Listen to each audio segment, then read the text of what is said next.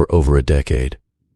Sheikh Hasina and the Awami League held a tight grip on Bangladesh, shaping the nation's future with a mix of populist rhetoric and authoritarian rule.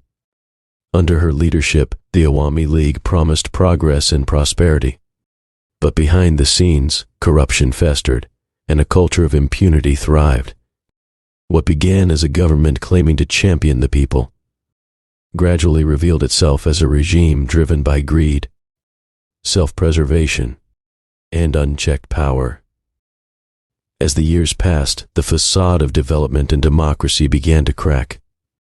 The very leaders entrusted with the nation's welfare instead prioritized their own interests, lining their pockets at the expense of the people. Discontent grew, and with it, the realization that the country's trajectory was being steered by those more interested in their wealth and power than the nation's future. Although Sajib Wajajoy, Sheikh Hasina's son, recently remarked on several Indian news channels, "We just witnessed the end of Bangladesh's golden era," the reality is far more complex. The cracks in the regime were already showing, as several key figures emerged as central to the downfall of the Awami League, each contributing to the regime's collapse in their own way.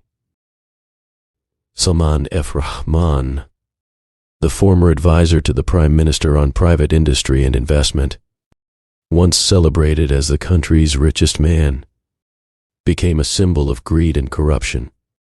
His role in siphoning off massive loans from 7 major banks, totaling over $4 billion, devastated the country's largest banks. His involvement in stock market fraud further deepened the economic despair, driving many to financial ruin. In fact, many took their lives.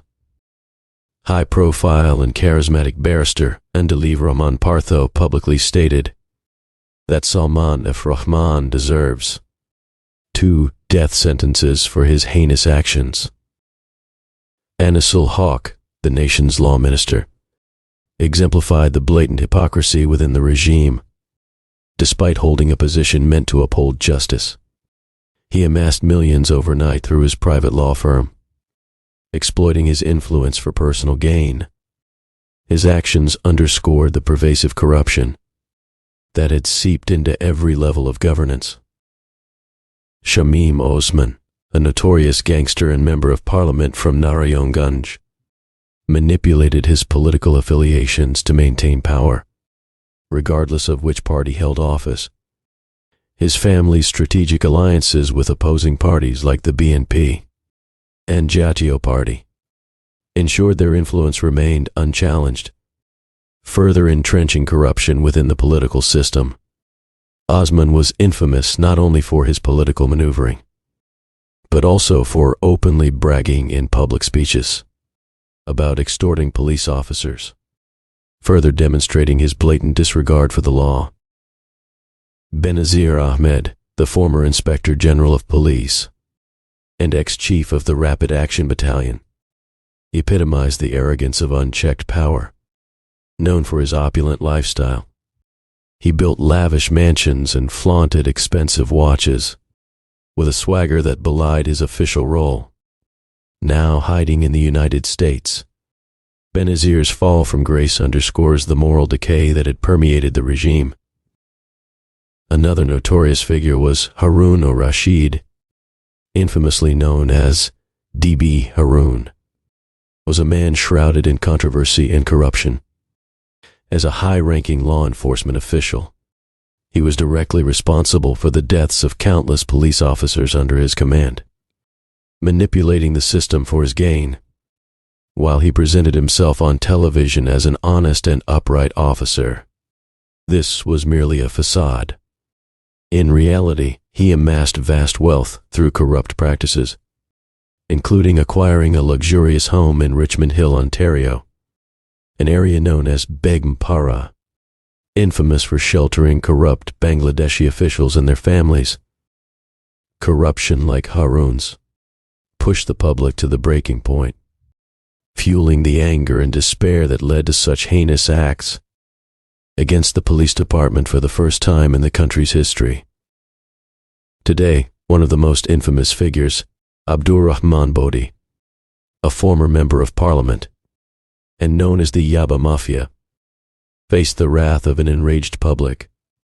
Arrested and publicly humiliated, Bodi, who once wielded significant power, was slapped and kicked by citizens as he was escorted to court by the police.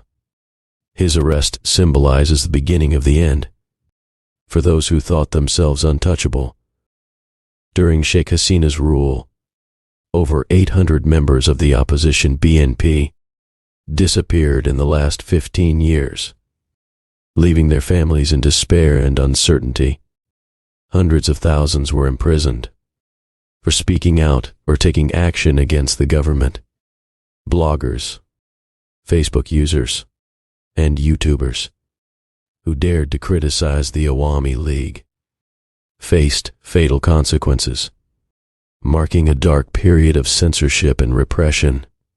Such atrocities, unprecedented in the history of Bangladesh, cast a long shadow over the nation.